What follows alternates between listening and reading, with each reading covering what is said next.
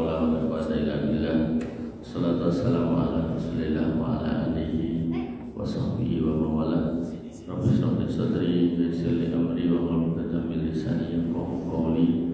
Amma ba'du. Bapak Ibu yang dirahmati Allah, alhamdulillah kita masih diberikan kesehatan Allah Subhanahu wa taala. Dan yang paling penting sebenarnya keimanan. Jadi kesehatan yang diurus ketika iman itu masih ada, kesehatan itu menjadi indah. Sebaliknya ketika kalau sehat tapi tidak di atas keimanan, maka itu sesuatu hal yang kurang istimewa. Oleh karena itu maka Bapak Ibu dirahmati Allah Subhanahu wa taala, keimanan yang kemudian diiringi dengan kesehatan ini yang harus kita syukuri dengan memanfaatkannya untuk mendekatkan diri lagi kepada Allah Subhanahu wa taala. Dan salah satu bentuk mendekatkan diri kepada Allah Subhanahu wa taala adalah beribadah, dan bentuk ibadah yang kita kerjakan di bulan ini adalah berpuasa. Dan alhamdulillah kita juga diringankan untuk menghadiri majelis ilmu, dan insya Allah di situ juga dalam rangka untuk mendekatkan diri lagi kepada Allah Subhanahu wa taala. Bapak Ibu yang dirahmati oleh Allah Subhanahu wa taala, saya membawakan tema Ramadan bulan Al-Qur'an. Sebagaimana ketika kita ketahui Allah Subhanahu wa taala berfirman pada Quran surat Al-Baqarah ayat 185. Allah Subhanahu wa taala berfirman, "Syahrul Ramadan alladzi unzila fihil Qur'an hudan lin-nasi wa bayyinatin minal huda wal furqan faman syahida minkum syahra falyasumhu." Bahasanya bulan Ramadan itu adalah bulan di mana Allah turunkan Al-Qur'an, yang di situ Al-Qur'an merupakan hudan linnas, petunjuk buat kita semua manusia, wa bayyinatin minal huda, dan ada kalanya menjadi penjelasan atas petunjuk itu sendiri. Jadi kadang petunjuknya sudah jelas, kadang masih diperjelas. Dan kemudian yang ketiga wal furqan, dan sebagai pembeda. Faman syahida minkum syahra falyasum, siapa yang kemudian menyaksikan Ramadan itu datang atau tiba, maka berpuasalah. Kemudian Allah berfirman tentang turunnya Al-Qur'an itu di bulan, kalau tadi Ramadan, maka ayat berikutnya adalah di Lailatul Qadar. Allah berfirman pada Quran surat Al-Qadar, "Inna anzalnahu fi Lailatul Qadar." Sungguhnya kami telah menurunkan Al-Qur'an itu pada malam Al-Qadar. Kemudian pada Quran surat At-Dukhan ayat 3, "Inna anzalnahu fi Lailatin mubarakah." Disebut sebagai malam yang penuh keberkahan atau malam yang diberkahi. Nah, Bapak Ibu dirahmati oleh Allah Subhanahu wa taala, tiga ayat itu menjadi dalil bahwasanya Quran diturunkan oleh Allah Subhanahu wa taala pada bulan Ramadan dan di malam Lailatul Qadar. Dan malam Lailatul Qadar adalah malam yang penuh kemuliaan dan malam yang diberkahi. Dan itu terbuktikan atau terindikasikan sejak zaman dulu sampai hari ini pada bulan Ramadan, khususnya di malam-malam terakhir, maka banyak orang yang membaca Al-Quran. Dan bahkan ketika panjenengan mungkin sedemikian sibuk untuk baca Quran, beberapa masjid termasuk masjid kita ini mengadakan qiyamul lail setiap malam dengan dibacakan satu juz Al-Quran. Ketika kita sibuk untuk tidak bisa membacanya atau tidak sempat membacanya, maka ada yang membacakannya, dan dengan tinggal ikut serta menghadirkan hati yang khusyuk dan dengan menyimak dengan baik dan benar, insya Allah itu juga termasuk ibadah. Bapak Ibu dirahmati Allah Subhanahu wa taala, dan bahkan pada malam Ramadan Nabi SAW pernah sholat bersama dengan Hudzaifah Ibnu Yaman radhiyallahu anhu. Beliau membaca Al-Baqarah, lalu An-Nisa dan Al-Imran. Ini sebuah keadaan di mana Nabi SAW mengagungkan sekali bulan Ramadan, bahkan dalam sholat beliau membaca surat-surat yang sedemikian panjang itu. Dan kemudian ketika berisi ayat-ayat tentang ancaman neraka, maka beliau pun berhenti minta perlindungan dari api neraka.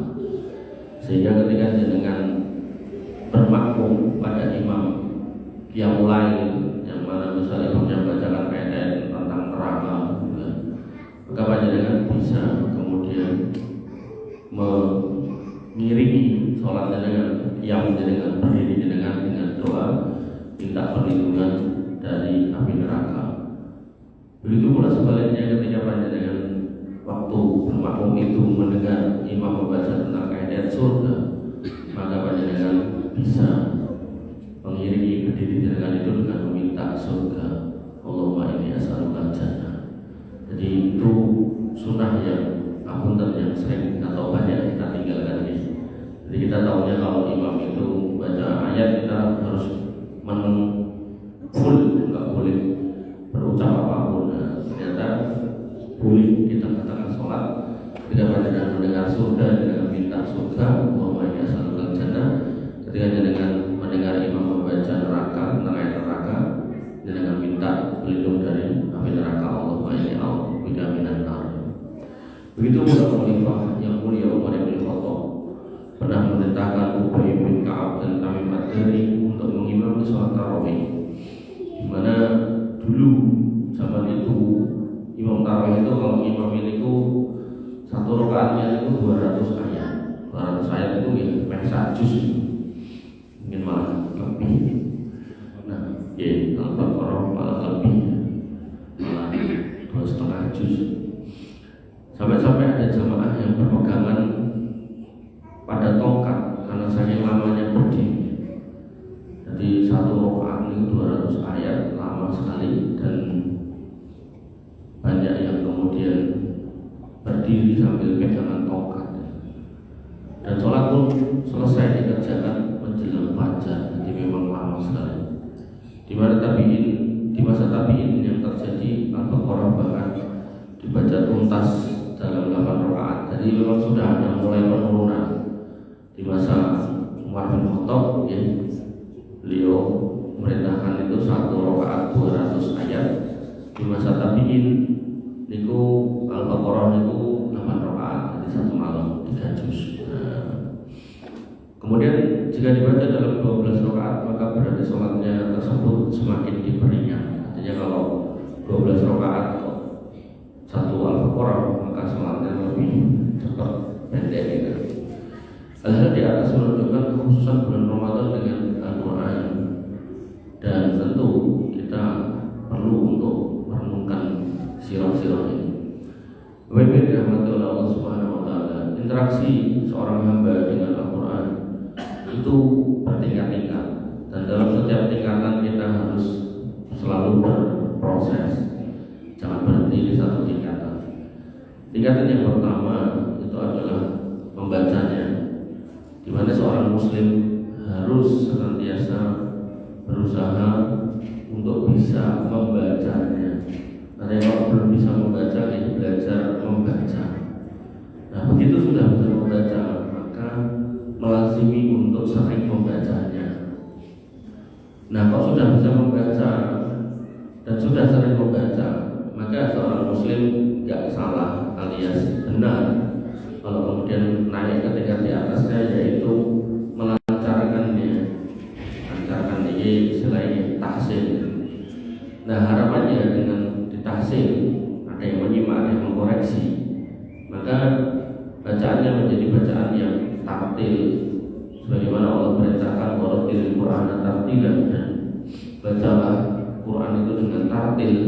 Maka harapannya bacaan kita menjadi bacaan yang baik dan benar, sehingga jangan tidak usah selain sungkan atau pekeo ketika jangan sudah sepuh lalu bacaan jangan disimak sama anak yang lebih muda atau guru yang lebih muda. Tidak usah pekeo, karena ada sebagian kaum muslimin itu di pulau mengamati itu karena malu mungkin ya bacaannya dicek sama yang nol gitu. Akhirnya baca Qurannya sampai sepuh salah gitu. Jadi makhluk julurnya kurang tepat, ada bedanya kurang tepat gitu. Nah, maka hal seperti ini perlu ditahsin dan perlu adanya tahsin.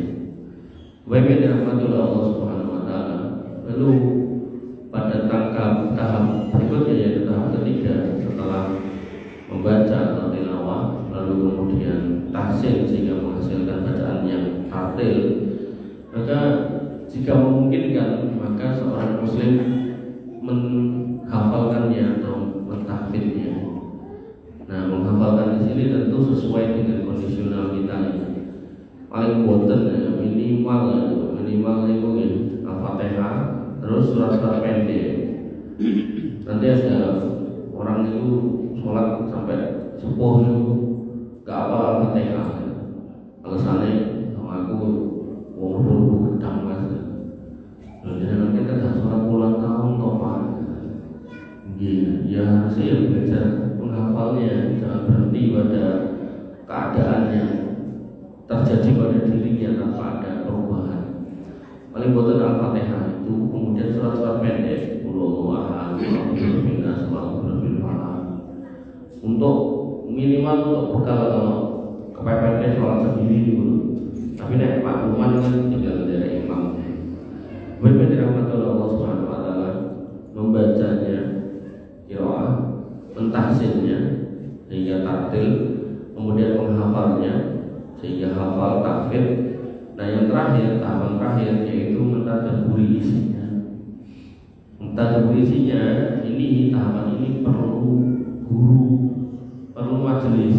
Nah, membaca tafsirnya itu perlu guru, perlu majelis, jangan sendirian. Karena nanti sendirian, khawatirnya nanti tanpa sadar masuk di pemahaman-pemahaman tertentu.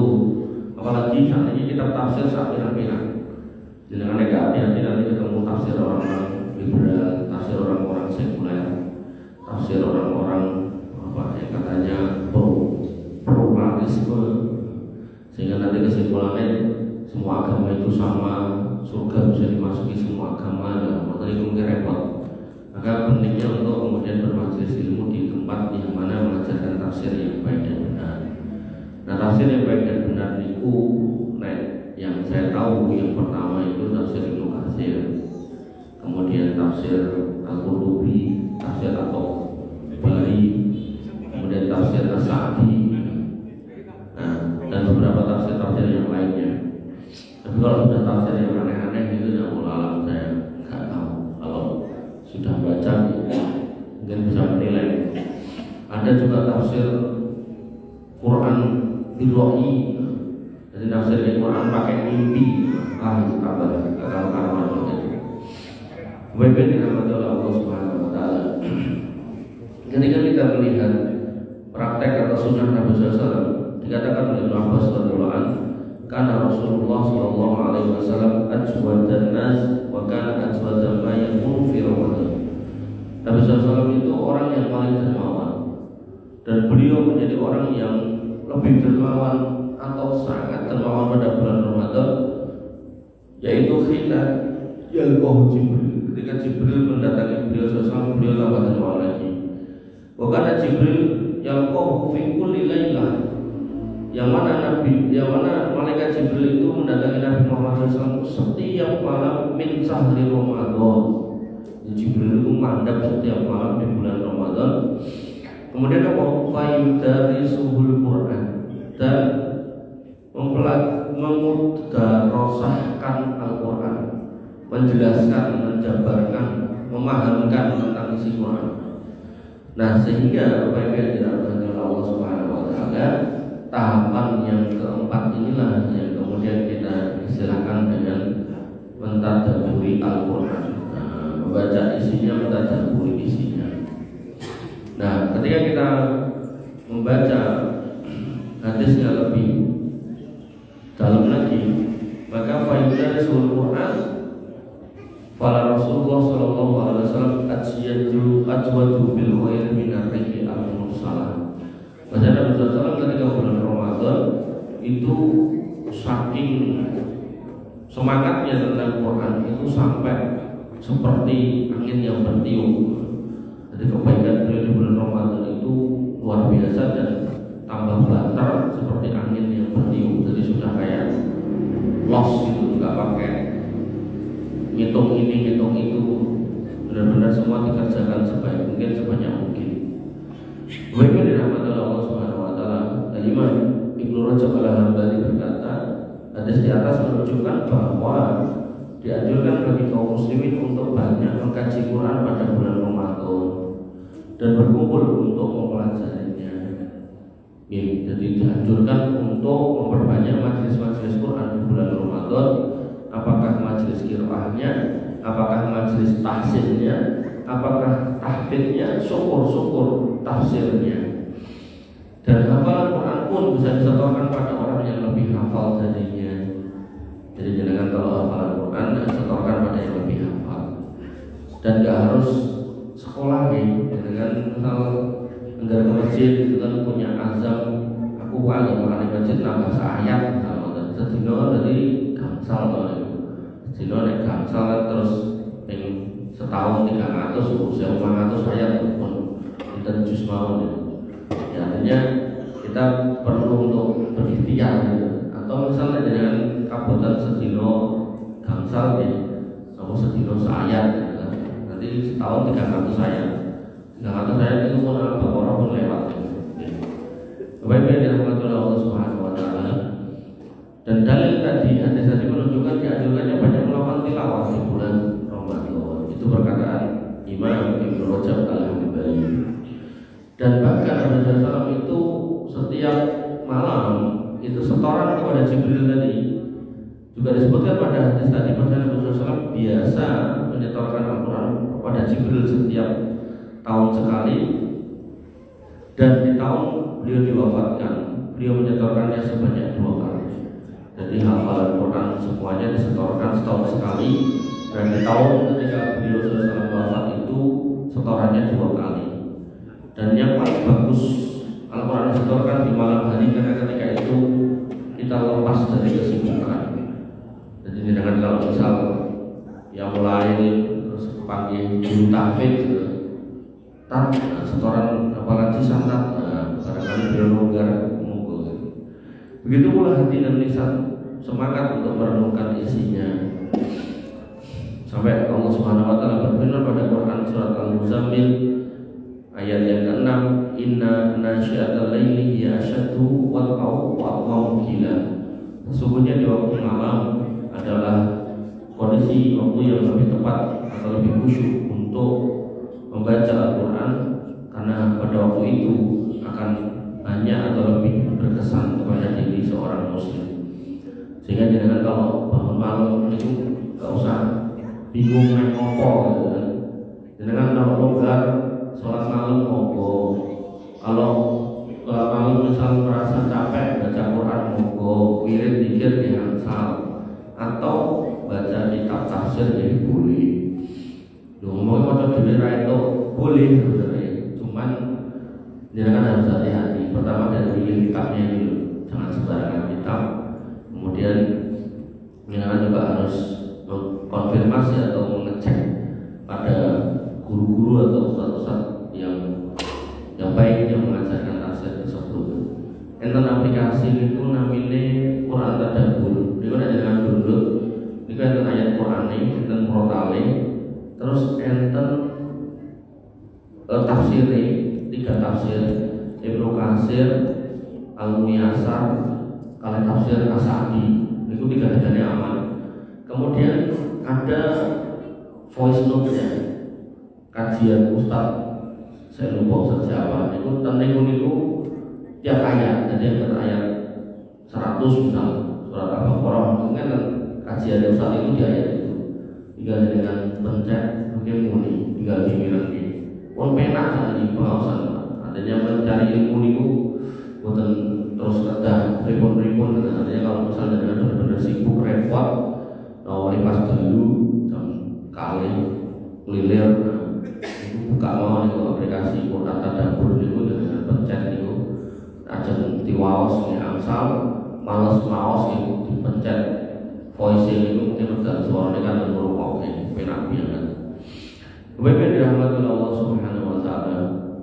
Nah, lalu apa keutamaan Quran dan puasa dan yang membaca Quran di bulan puasa? Disebutkan dalam sebuah riwayat asyamu wal Quranu yashfa'ani lil abdi yaumal qiyamah. Jadi hadis ini memang kombinasi antara puasa dan Quran. Karena memang tadi di depan sudah dijelaskan bulan Ramadan itu bulan Quran, bulan diturunkannya Al-Quran. Disebutkan bahasanya puasa dan Al-Quran akan memberikan syafaat kepada seorang hamba Nah, yang kulus siang puasa akan berkata, ay Rabbi mana'tuhu ta'am wa syahwati bin nahar wa syafi'ni fi. Wahai Rabbku, aku telah mencegah orang ini dari makan makanan dan tentu minuman juga termasuknya, dan juga menahan dia dari syahwat di waktu siang, artinya tidak mendatangi istrinya di siang hari. Maka izinkan aku memberikan atau menjadi syafaat untuknya.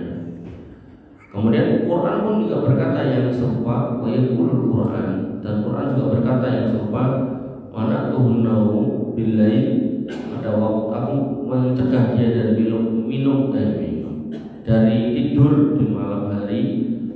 Fasyafi'ni fihi, maka berikan atau izinkan aku menjadi syafaat untuknya.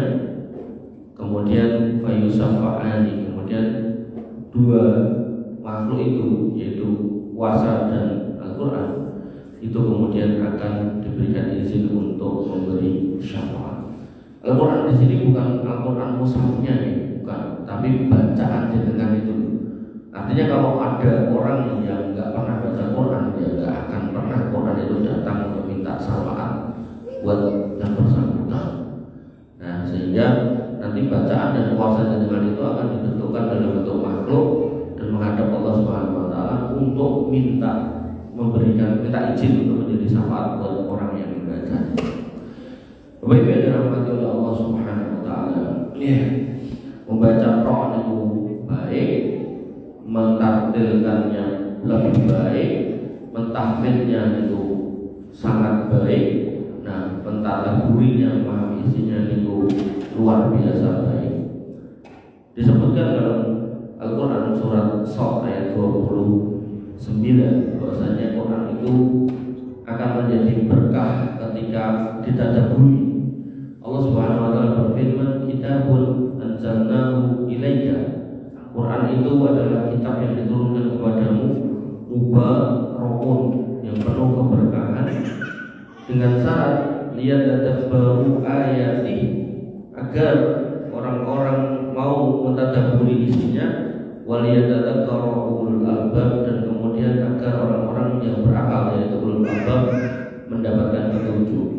Sehingga maknanya Quran itu menjadi keberkahan kalau dipelajari isinya dan menjadi petunjuk buat orang yang mempelajari dan diaplikasikan, maka keberkahan akan muncul pada semua jenjang kehidupan.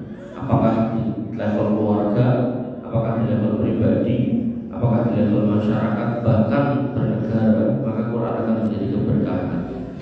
Tapi kalau cuma dijadikan hiasan di rumah, ditumpuk roh, apalagi sampai nggak dirawat, maka Quran tidak akan menjadi keberkahan buat pemiliknya. Baik yang dirahmati oleh Allah Subhanahu Wa Taala, dan Allah mempertanyakan kita, kenapa kita tidak mau mentadaburinya? Ada sebagian orang yang merasa puas hanya bisa membaca, ada sebagian orang yang merasa puas hanya bisa menghafalnya, tapi tidak pernah mau untuk masuk ke level mempelajari isinya. Allah berfirman, afala yatadabbaruna al-Quran afala qulubin aqfaluha. Quran surat Muhammad ayat 24. Apakah mereka tidak perhatikan Al-Quran, ataukah hati mereka itu terkunci untuk mempelajari isinya? Dan kemudian Allah sebutkan pada Quran surat An-Nisa ayat 82 bahwasanya orang yang mau mentadaburi Quran itu akan mendapatkan kebaikan. Kenapa? Allah berfirman, afala yatadabbaruna al-Quran walau kana min indi ghairillah lawajadu fihi ikhtilafan katsira. Apakah mereka tidak mau menghayati Al-Quran seandainya Quran itu datang bukan dari Allah, artinya dari makhluk, dari selain Allah, maka mereka akan mendapati banyak pertentangan di dalamnya. Dan ini ketika saya buka kitab Injil, maka di situ kita dapati banyak ayat yang kontradiksi satu dengan yang lain. Seperti jumlah istri Nabi Solomon itu di kitab tertentu disebut 100, di kitab lain 1000. Ya kalau SPJ kamu 01, tapi kan itu nolnya bukan semata-mata 0, itu kan angka yang jauh bedanya. Dan itu nggak boleh ada dalam kitab suci seperti itu. Baik yang dirahmati oleh Allah Subhanahu wa taala. Oleh karena itu maka Allah Subhanahu wa taala melarang kita untuk asal-asalan menyampaikan Al-Qur'an. Karena itu menjadi sifat orang Yahudi dan kita tak boleh sama dengan karakter orang Yahudi. Allah berfirman pada Quran surat Al-Baqarah ayat 78, "Wa minhum ummiyuna la ya'lamuna al-kitab illa amaniyah wa hum illa yadhunnun." Dan di antara mereka itu ada orang yang buta huruf, tidak mengetahui Alkitab Taurat dalam hal ini kecuali hanya berupa dongeng belaka, bahkan dongeng bohong, dan mereka hanya menduga-duga. Sehingga Bapak Ibu dirahmati oleh Allah Subhanahu wa taala, tahapan yang saya sampaikan tadi yaitu tahapan membaca, mentafsir, mentahfidz, dan kemudian mentadabburi. Ini sebuah tahapan yang tidak dimiliki di kitab-kitab yang lain. Orang-orang yang ada di kalangan orang ahli kitab Yahudi dan Nasrani yang saya tahu alam nggak ada satupun yang kemudian hafal kitab sucinya, nggak ada. Rata-rata ya nggak hafal. Bahkan ketika kita mengatakan tentang mentafsir, membaca dengan baik dan benar bacaan kitabnya, nggak mungkin bisa kitabnya terjemahan. Maka dengan berbeda bahasa terjemahannya, otomatis nanti berbeda cara pelafalannya, udah nggak bisa disandingkan itu. Belum lagi ditahfidz, tambah susah lagi. Belum lagi nanti ditadabburi, nggak ada di kalangan mereka itu dikenal sebagai mufasir, ahli tafsir, itu nggak ada. Makanya dalam Islam itu ilmu keagamaan itu sudah sangat mapan, sudah demikian mapan sampai sebenarnya kalau kita mau merujuk kepada kitab-kitab ulama itu harusnya umat Islam itu menjadi umat yang paling berjaya di muka bumi. Tapi ya, kadang kita itu enggan untuk kembali kepada pelajaran para ulama. Kita lebih senang mengutip pelajaran orang-orang Barat dengan pertimbangan wong Barat terus maju, wong Arab atau wong Islam gak maju-maju. Padahal sebenarnya kemajuan orang Barat itu hampa. Kenapa hampa? Dia mengejar dunia sedemikian rupa, tapi dia begitu gagal, stres hingga bahkan bunuh diri. Dia mengejar dunia sedemikian rupa, begitu dunia ada di tangannya, dia kemudian melampiaskan semua sahabatnya seperti binatang. Sudah tak tahu lagi batasan mana makro mana bukan. Bahkan laki-laki senang laki-laki sekarang legal. Nah, hal seperti ini ya, itu sebenarnya bom waktu. Tinggal nunggu waktunya aja kehancuran negeri itu. Oleh karena itu maka Bapak Ibu dirahmati oleh Allah Subhanahu wa taala, ya, Al-Qur'an harus dibaca dengan baik, ditafsir dengan baik, dihafal dengan baik, dan harus ditadabburi dengan rujukan-rujukan yang baik. Nah, lalu gimana teknisnya mentadabburi Al-Qur'an? Nah, Nabi SAW bersabda, "Waqad taraktu fikum ma lan tadillu ba'dahu in iktasamtum bihi kitabullah wa sunnata nabi." Aku tinggalkan dua perkara. Selagi kalian itu berpegang teguh dengannya, maka kalian tidak akan sesat, yaitu Al-Quran dan sunnah nabinya. Ini menjadi dasar Bapak Ibu yang dirahmati Allah Subhanahu wa taala. Ketika kita belajar agama, mobil khusus belajar tafsir, maka kita harus mentafsirkan Quran menggunakan metodologi yang benar. Tidak boleh sembarangan. Nah, sehingga nanti metode pentafsirannya ayat ditafsirkan dengan ayat. Itu yang tadi disebut al-huda wa bayyinatin minal huda. Nah, kemudian ayat ditafsirkan dengan sunnah. Ini yang kemudian kita kenal orang-orangnya sebagai ahlus sunnah wal jamaah. Nah, kemudian baru level berikutnya Quran ditafsirkan dengan pendapat para sahabat. Ini yang kita sebut sebagai salafus sholih, pendahulu yang baik, yaitu para sahabat. Nah, baru yang terakhir yang keempat, Quran ditafsirkan dengan pendapat ulama. Ulamanya pun juga ulama yang lurus, bukan sembarangan orang.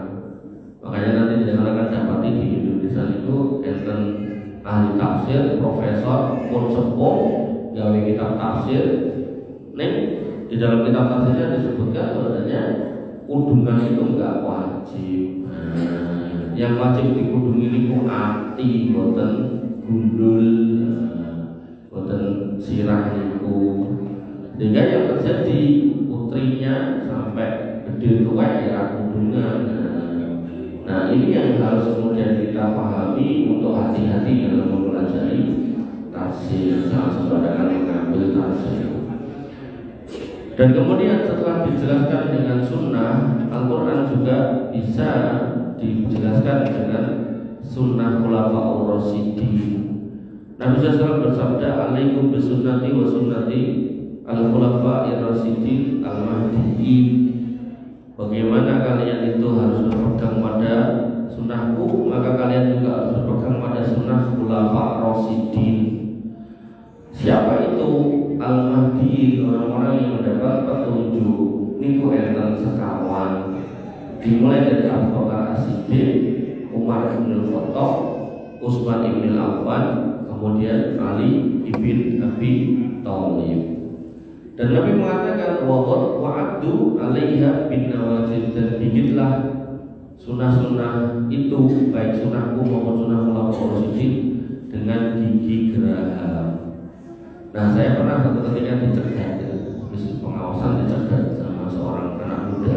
Dia bertanya, "Tat, mau tanya, silakan. Nabi itu kan tarawihnya cuma 3 kali seumur hidup." Ya benar, 25, 27 dan 29. Ya. Dan setelahnya Nabi gak pernah tarawih. Ya betul. Pertanyaannya, kenapa kita tarawih tiap malam? Kita ngikut siapa, kata dia. Oh ya, baik, pertanyaannya bagus. Silakan dulu ya. Karena ini perlu diperjelas. Bapak-Ibu yang dirahmati Allah Subhanahu wa taala. Nabi SAW pindah ke Madinah niku tahun 1 Hijriah. Dan Nabi SAW wafat niku tahun 11 Hijriah pada bulan Rabiul Awal. Nah, pada 10 Hijriah, 10 Ramadan, pada 10 Hijriah bulan Ramadan, Nabi SAW mempraktekkan sholat tarawih berjamaah dengan keadaan hanya dilakukan pada tanggal 25, malam 25, 27 dan 29. Para sahabat sempat menanti Nabi SAW, tapi gak keluar nabinya sampai subuh. Dan Nabi mengatakan, "Aku gak keluar karena khawatir engkau bawa wajib." Nah, lalu Bapak Ibu yang dirahmati Allah Subhanahu wa taala, tahun depannya Yusuf Nabi hanya sampai Rabiul Awal.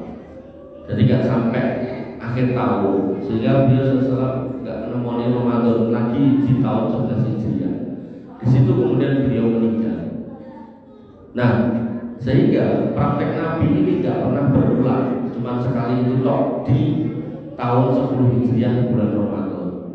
Lalu muncullah Abu Bakar As-Siddiq sebagai penerus kekhilafahan, lalu dilanjutkan Umar bin Khattab. Singkat cerita, pada zaman Abu Bakar As-Siddiq, orang yang tarawih itu derek berjamaah bareng-bareng. Jadi ada mereka. Dan mereka melakukan itu berpegang pada yang dilakukan oleh Nabi SAW, bahwasanya tidak jadi satu. Dan itu berjalan sampai kekhalifahan beliau 2 tahun selesai. Beliau sakit lalu kemudian meninggal. Nah, kemudian masuk di khalifah Umar bin Khattab.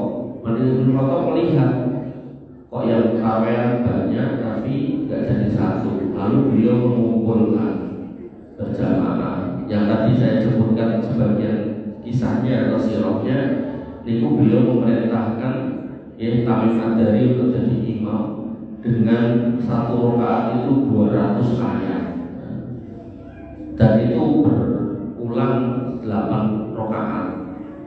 Jadi kita itu 200 ayat. Nah itu dilakukan sampai menjelang fajar, sampai subuh. Nah di situ kemudian Umar bin Khattab mengatakan nikmatul bid'ah hadi, iki lho bid'ah sing apik iki. Nah, Bapak Ibu dirahmati Allah Subhanahu wa taala, sejak itu penduduk Mekah Madinah tanah Hijaz mempraktekkan tarawih berjamaah sampai hari ini. Nah pertanyaan itu berarti kita itu melu Umar bin Khattab bukan melu Nabi SAW. Nah itu yang tadi ditanyakan pemuda itu saya. Maka jawabannya sudah dijawab Nabi, hadisnya sudah saya kutip tadi. Alaikum bisunnati wa sunnatil khulafa'ir rasyidin al-mahdiyyin. Ikutlah sunnahku dan sunnah khulafa'ur rasyidin.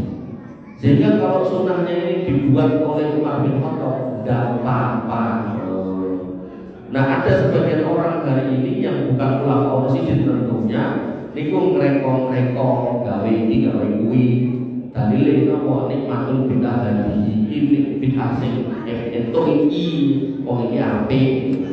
Padahal ketika kita mau mengembali pada dalil, maka tambahan dalam beragama itu yang punya legalitas, memformalkannya, legal formalnya, legal standingnya itu ya cuma ulama rasyidin mengatakan.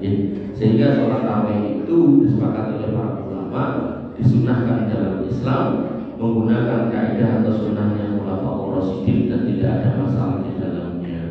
Itu apalagi ya kalau ditanyakan cuma 3 kali, pertanyaannya adalah apakah kamu di rumah itu tarawih?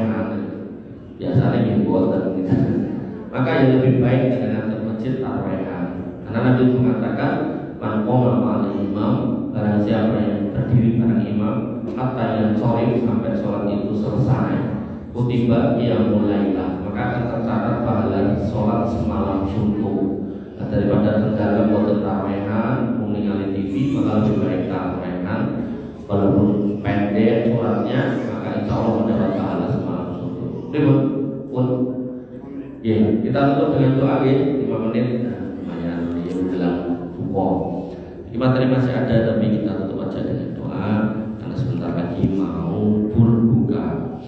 Bismillahirrahmanirrahim. Alhamdulillahirabbil alamin. Hamdan syakirin hamdan na'imin.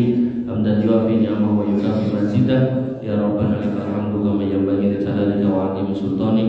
Rabbana lakal hamdu anta nurus samawati wal ardi wa man fihinna wa lakal hamdu la ilaha illa anta subhanaka inna kunna minadh dhalimin wa illam taghfir lana wa tarhamna lanakunanna minal khasirin. Allahumma ighfir lil muslimina wal muslimat wal mu'minina wal mu'minat al ahya'i minhum wal amwat innaka sami'un qaribun mujibud da'wat wa ya qadiyal hajat. Rabbana taqabbal minna siyamana wa qiyamana wa ruku'ana wa sujudana wa takhussana wa tilawatana wa tadabburana ya arhamar rahimin irhamna waghfir lana ma qaddamna wa ma akharna wa ma a'lanna wa ma asrarna wa ma anta a'lamu bihi minna la ilaha illa anta subhanaka inna kunna minadh dhalimin wa illam taghfir lana wa tarhamna lanakunanna minal khasirin. Rabbana ighfir lana dhunubana wa liwalidina warhamhum kama rabbawna shighara. Allahumma ighfir lahum warhamhum wa'afihim wa'fu anhum wa'akrim nuzulahum wa simat walahum waghsilhum bil ma'i wassalji wal barad. Rabbana hab lana minas sholihin, Rabbana hab lana minas sholihin, Rabbana hab lana minas sholihin waj'alhum min qurrati a'yunin ya arhamar rahimin ya dzal jalali wal ikram. Allahumma inna nas'aluka ridhaka wal jannah wa na'udzubika min sakhatika wan nar. Allahumma inna nas'aluka al jannah wa ma qarraba ilaiha min qawli wa amal wa na'udzubika minan nar wa ma qarraba ilaiha min qawli wa amal. Ya hayyu ya qayyum bi rahmatika nastaghits aslih lana sha'nana kullah wa la takilna ila anfusina tarfata 'ain. Rabbana atina min ladunka rahmah wa hayyi lana min amrina rasada. Rabbana atina ma wa'adtana 'ala rasulika wa la tusina yawmal qiyamah innaka antas sami'ud du'a innaka la tukhliful mi'ad. Rabbana atina fid dunya hasanah wa fil akhirati hasanah wa qina adzabannar wa qina adzabannar wa qina adzabannar wa qina adzabannar. Wa akhiru da'wana alhamdulillahi rabbil alamin wa sallallahu ala nabiyyina Muhammadin wa ala alihi wa sahbihi wasallam ajmain. Akhiru kalam subhanakallahumma wa bihamdika asyhadu an la ilaha illa anta astaghfiruka wa atubu ilaik. Assalamualaikum